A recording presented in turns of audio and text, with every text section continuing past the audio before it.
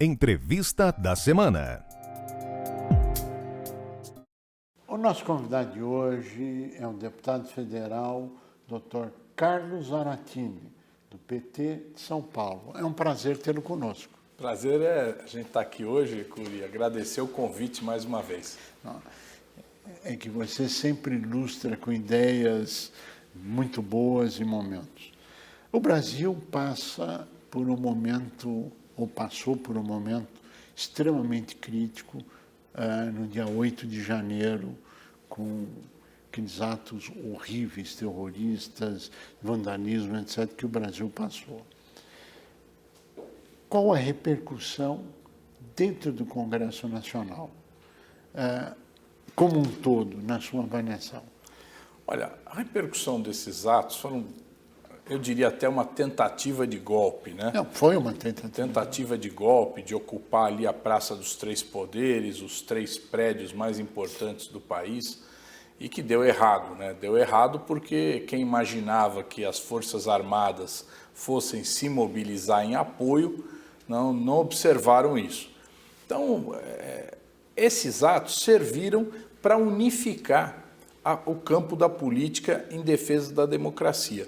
O presidente Lula foi muito ágil, reuniu no dia seguinte os 27 governadores, o presidente da Câmara, o presidente do Senado e o Judiciário.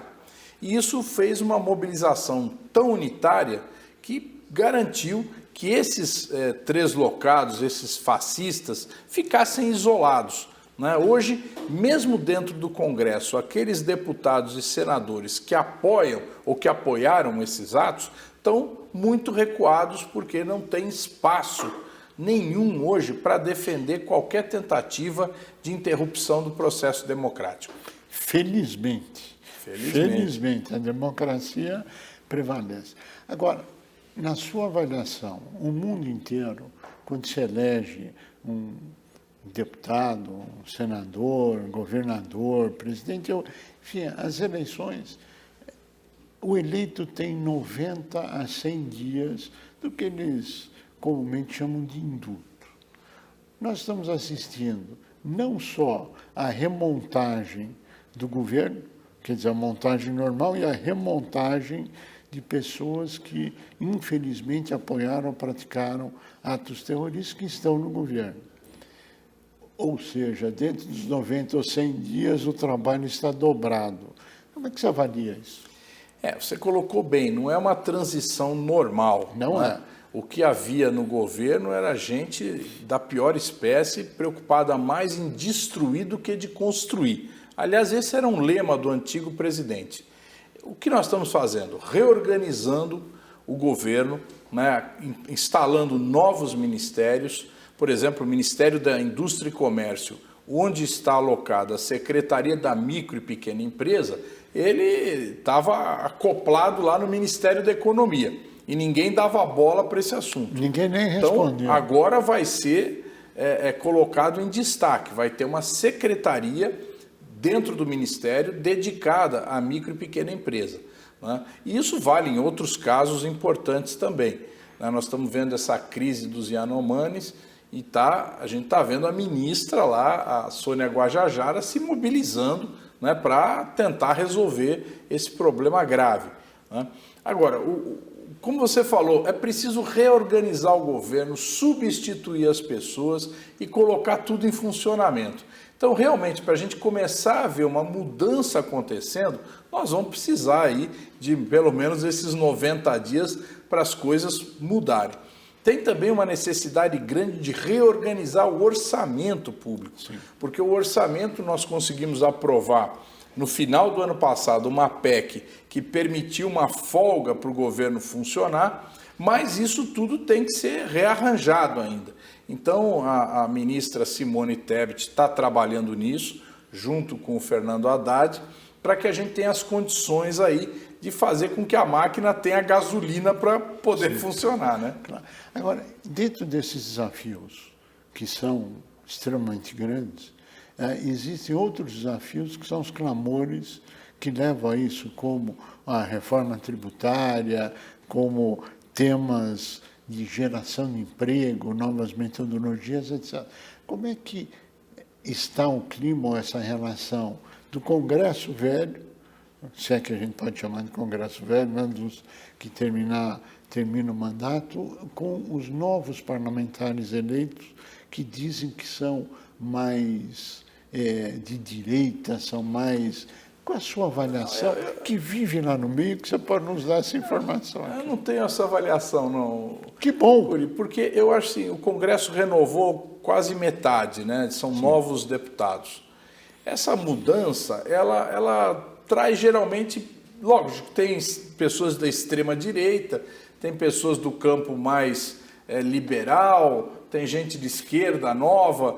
Então é um processo que eu diria para você que o balanço das forças ele não foi substancialmente alterado. Então o campo da esquerda, vamos dizer assim, continua mais ou menos do mesmo tamanho. A extrema-direita, que seriam os bolsonaristas mais radicais, também do mesmo tamanho, e eu tenho o grande centrão, né? E o centrão é aquele pêndulo, né? E eu acredito que agora nós vamos ter um bom entendimento de formar uma maioria dentro do Congresso Nacional, tanto na Câmara como no Senado. Né? A eleição do Arthur Lira, ela se deu com base num grande acordo, né? E de vários compromissos, principalmente da parte do Arthur Lira, que é quem faz a pauta de votações, de colocar os projetos do governo em pauta, não ficar obstruindo. Né? Existe também um grande compromisso com o Pacheco, com o Rodrigo Pacheco, que é de fazer a coisa andar lá. No Senado teve sim um aumento um pouco maior aí da direita, mas isso também não é uma coisa de outro mundo. Sim. Nós podemos sentar, conversar, e não tem jeito de governar o Brasil para valer. Não estou falando aqui governo de Araque, né? Falando do governo para valer, para fazer as coisas acontecerem, para gerar emprego, para favorecer as empresas, se não for um governo de entendimento nacional. Então nós vamos buscar esse entendimento. Você falou da reforma tributária. Nós vamos ter que debater muito, exaustivamente, para achar o melhor caminho que atenda a todos. Aliás, você colocou dois assuntos extremamente importantes. Primeiro, a Secretaria da Micro e Pequena Empresa, que é a maior geradora de emprego do país, né? Que é quem desenvolve tecnologias, etc. Que é uma nova visão dentro do Ministério de Desenvolvimento, Indústria e Comércio, com o ministro, vice-presidente ministro Geraldo Alckmin, que é um avanço gigantesco, além de outros avanços em outras áreas. Agora, como é que essa nova relação que existe entre os poderes, o dia 8 amalgamou tudo isso e fortalecerá a velocidade de mudanças para derrubar a burocracia do passado, na sua avaliação? Ah, sim, eu acho que isso aí deu uma força muito grande aí para essa ideia de renovação. Né? Nós não podemos mais continuar com aquele atraso, com aquela visão. Vamos fazer um processo de renovação. Então, por incrível que pareça, a tentativa de golpe, ela ajudou o governo. O que é muito bom, assim, quanto melhor for o governo, melhor é para a sociedade, melhor é para o país. Agora, nos conta um pouquinho das dificuldades de se nomear um ministro ou uma secretaria ou o segundo, terceiro escalão, para que as pessoas possam entender um pouquinho desse processo e por que precisa ter 90, 100 dias numa transição normal. Isso é uma coisa importante, né? Você vê, quando monta um ministério, o presidente da República monta um ministério, ele tem que procurar está com todas as opiniões políticas ali da base que o apoia representada. Então, ele tem que atender indicações dos partidos. Não tem como. A segunda coisa é ter uma representação regional do Brasil.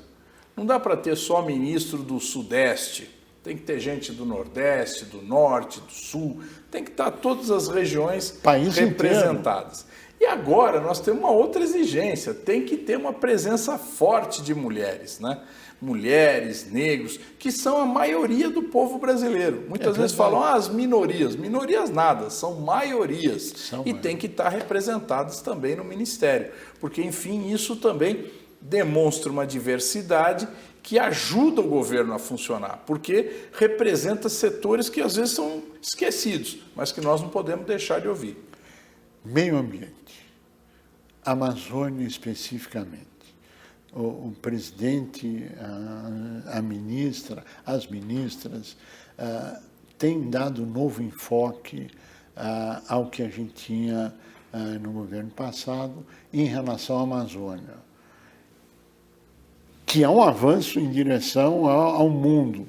Como é que você analisa isso? Como é que será essa interface de mudança do Executivo, especificamente a Amazônia, e o Congresso Nacional? Não, a gente vai lutar e já estamos lutando, né, para que exatamente a gente tenha essa preservação da Amazônia. A preservação da Amazônia é uma questão internacional. Muitas vezes se confunde de tirar a soberania da Amazônia do Brasil. Mas não, nós precisamos exercer a nossa soberania na Amazônia, protegendo a Amazônia, exatamente para ela permitir que o Brasil seja visto de uma outra forma no mundo, né? Porque o mundo inteiro espera que seja preservado. Nós sabemos, moram milhões de pessoas na Amazônia. Essas pessoas precisam trabalhar, precisam ter recursos, precisam sobreviver. Então, cabe ao governo buscar formas de que essas pessoas tenham as suas atividades econômicas de forma a preservar essa natureza. Então, tem que haver um equilíbrio que garanta a presença das pessoas lá, mas ao mesmo tempo garanta a preservação. Logicamente, você tendo garimpo ilegal, né, a forma como é feito esse garimpo, que muitas vezes a pessoa pensa que é o garimpeiro ali com aquela bateria ali, né? Não, hoje em dia é máquinas, né, que são enormes, gigantes, que ficam extraindo e sugando a areia e destruindo totalmente o meio ambiente. Então nós precisamos recuperar isso daí. E a questão do mercúrio, que contamina tudo. Utiliza mercúrio para fazer a separação do ouro, né? Isso. E isso acaba poluindo toda a água. E no caso, a gente está vendo no caso dos Yanomami, tem ali, eles não conseguem mais pescar. Né? Simplesmente isso, não tem mais peixe. Está tudo envenenado. Tudo envenenado. Agora, essa Amazônia também tem a grande janela de oportunidade de trazer recursos financeiros para o Brasil e também geração de empregos e oportunidade na região. Exatamente. É como eu falei, a gente precisa pensar que essas pessoas que moram lá precisam sobreviver. Por outro lado, a gente precisa buscar e compensações internacionais para que a Amazônia seja preservada. Então, toda essa ideia dos créditos de carbono, nós vamos buscar agora. Nós vamos buscar a partir da preservação. Então, os países ricos, principalmente os do norte, né, a Europa, os Estados Unidos, o Japão, né, eles também têm que pensar que o Brasil está deixando de devastar uma área, que, aliás, rica em minerais, para preservar, para garantir o equilíbrio climático no mundo. Então, tem que haver uma compensação por isso. Porque mesmo nesse país, eles já destruíram muita coisa. É verdade. Né? Então, agora, como eles têm maior riqueza, eles têm que ajudar também a Amazônia. Chegamos ao final do tempo, eu pediria as suas considerações finais. Eu queria dizer para você, Cury, para todos que estão nos ouvindo, que nós vamos estar agora enfrentando a reforma tributária, né? Tão difícil de fazer, mas o governo está convicto de que é necessário. E tem que ser uma reforma tributária que ajude o setor produtivo. E em especial a microempresa, a pequena empresa, que, como você falou, é grande geradora de emprego. Nós precisamos... Então, é um assunto que nós vamos voltar a debater, tenho certeza, porque nós vamos ter um debate quente, não é fácil fazer, não. Teremos sim, e só para que fique claro, o deputado Zaratini foi quem apresentou no Congresso Nacional a emenda para que o MEI pudesse ter 2 trabalhadores ao invés de 1. A você que esteve conosco, o nosso mais profundo agradecimento, com a certeza que estaremos juntos na semana que vem. Até lá.